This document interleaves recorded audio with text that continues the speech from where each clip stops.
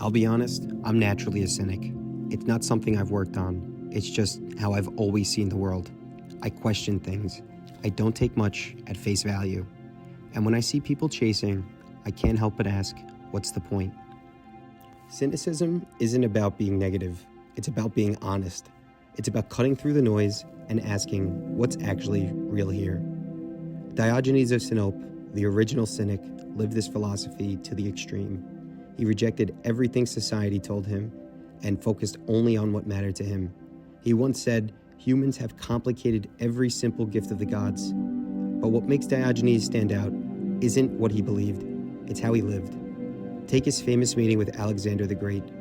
It's one of the most famous stories in philosophy history, and for good reason.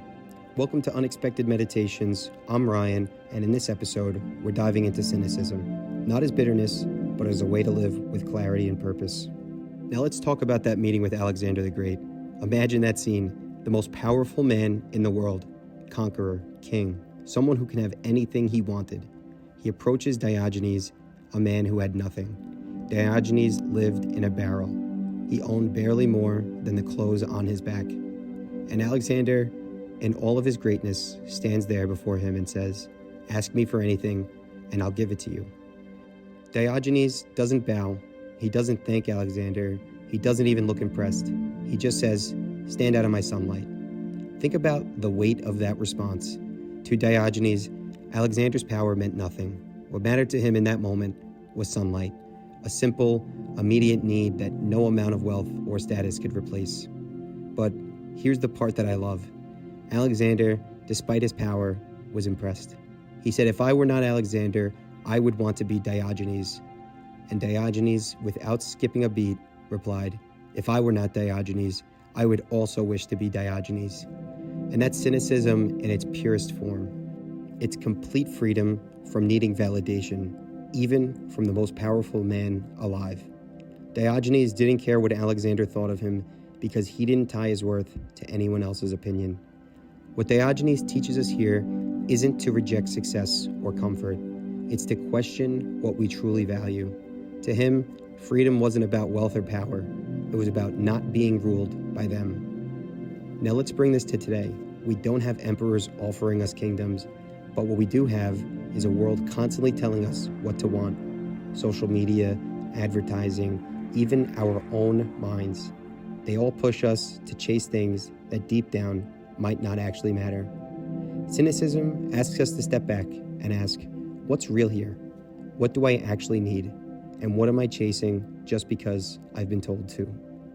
The story of Diogenes and Alexander is a reminder that sometimes the simplest things, sunlight, time, peace, are the things we overlook because we're too busy chasing what's flashy. I think we could bring a little Diogenes into our lives. Think about the last big purchase or goal you chased. Ask yourself, did this actually bring me the freedom or happiness I thought it would? Be honest with yourself. The next time you feel pressure to buy, achieve, or commit to something that looks impressive, pause. Ask, am I doing this because I need it or because it looks good? Practice saying no if it doesn't align with what matters to you. Appreciate the simple things. Take a moment today to notice something you usually overlook. Sunlight on your face, the sound of birds, time spent with someone you care about. They're free and they're worth more than most of the things we chase.